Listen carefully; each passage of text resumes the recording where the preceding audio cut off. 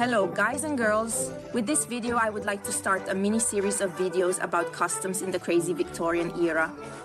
I don't know about you, but I am fascinated by the practices and customs of the past, and I find those practiced in the Victorian era particularly interesting and strange.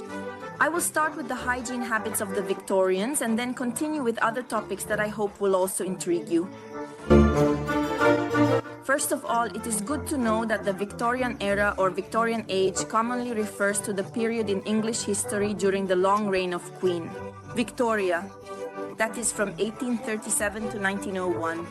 During these years, England experienced a period of stability, economic prosperity, and commercial and colonial expansion, but also saw the emergence of significant social issues. The Victorian hygiene practices that I will introduce to you might disgust you, thank you, but consider that at that time many things did not exist. Inventions like the hairdryer or direct hot water were light years away, and above all, many didn't even have direct water in their homes. It was a luxury afforded by only a few among the wealthiest. In fact, only palaces and grand mansions of the high society had a personal well. Other people had to go to the village well to get water, and it wasn't always exactly close to home. People of lower social class washed directly in streams and rivers. But in an era where even the wealthiest died of fever, you can imagine how cold it was in winter and how many people might have the crazy idea of immersing themselves in an icy stream in December. None, obviously. Hand washing was not as common as it is today, where we can wash our hands every time we touch something on the street or clean the house. If you were poor, you washed your hands in the well, and when you returned home there was no water. Among the wealthier, there was a custom of placing a small bowl with water and lemon on the table, but as a disinfectant, it wasn't much. The bath. Frequent washing was highly discouraged by doctors. According to them, immersing the entire body in water made it more vulnerable to infections, so it was better to use a sponge and cold water. The weekly bath for men and women was the bare minimum, and many adhered only to that. Additional baths were usually requested from their servants in two cases. After a good ride where one sweated a lot and got dirty with mud, grass and soil, and especially when clothes became imbued with the smell of the horse after a dance, where one sweated due to the cumbersome clothes, the crowded room and the movement. During the dance it was also mainly used to relax the feet, which were destroyed by the shoes of the time. The weekly bath was usually taken after dinner. The servants were tasked with heating the water and then pouring it into a large tub where the masters would immerse themselves, relaxing in the warmth. The servants, once the masters had finished washing, with the water now almost cold, could take advantage and wash themselves as well. Of course, they were forbidden from wasting more water or reheating it. The poorest had only the river as an option.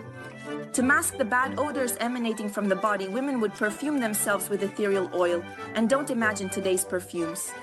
It was frequently grey amber obtained from whale sperm, or musk from dung, such as the hair. We know well that in the 18th century the elaborate wigs were full of lice and fleas. It's not strange to imagine them jumping from one head to another. Our Victorians were not as dirty as them, but they were close. Unfortunately, there were no hair dryers and the heating was from the fireplace. The houses were not waterproofed and warm, as you might think. In winter, hair was washed very little. The risk of catching a very serious flu could indeed be very high. Imagine these women with especially very long hair, all wet, being dabbed with towels and then brushed in front of the fireplace until they dried. You can certainly and undoubtedly imagine how long the process was and if a wealthy woman could even afford this considerable luxury. Every now and then during the winter, a poor woman would almost certainly end up with pneumonia from having to deal with masses of very long wet hair. Men could also go to a barber, whereas women did everything at home with the help of their trusted personal maid. The hair was washed in a tub or a special basin. First, soap was used and then substances were added to help make the hair shiny.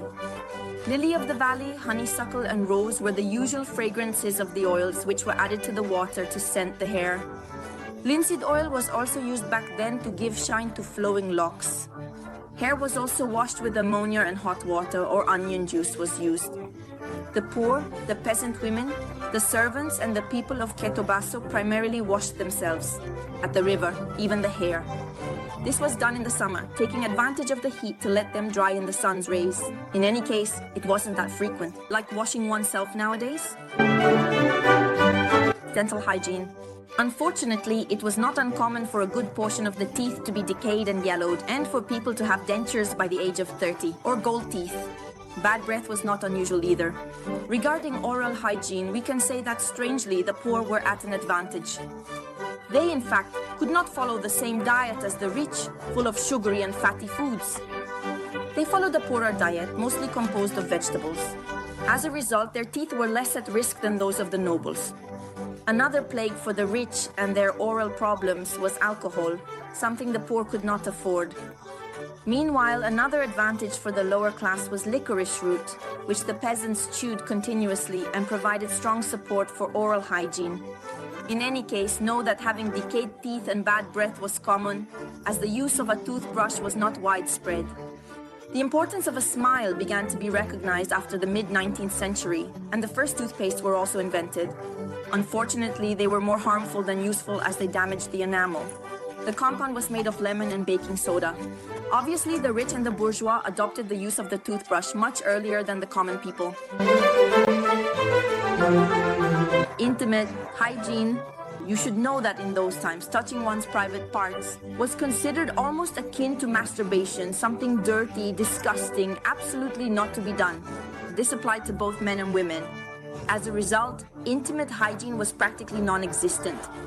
Touching those parts of the body was avoided as much as possible. A sponge was quickly passed during the bath, but very quickly and without particular care, precisely to avoid lingering in those areas that were strictly forbidden to touch. Religious fanaticism was strongly felt at that time. Chamber pot and bodily functions. The chamber pot was used by both men and women. It was equipped with a lid and was used for both feces and urine. It was used in the morning, in the evening, and whenever needed during the day if one was at home. When not at home, the so-called bordalo was used. Sorry if I pronounce it poorly, but I haven't studied French. It was a chamber pot, portable, designed specifically for ladies.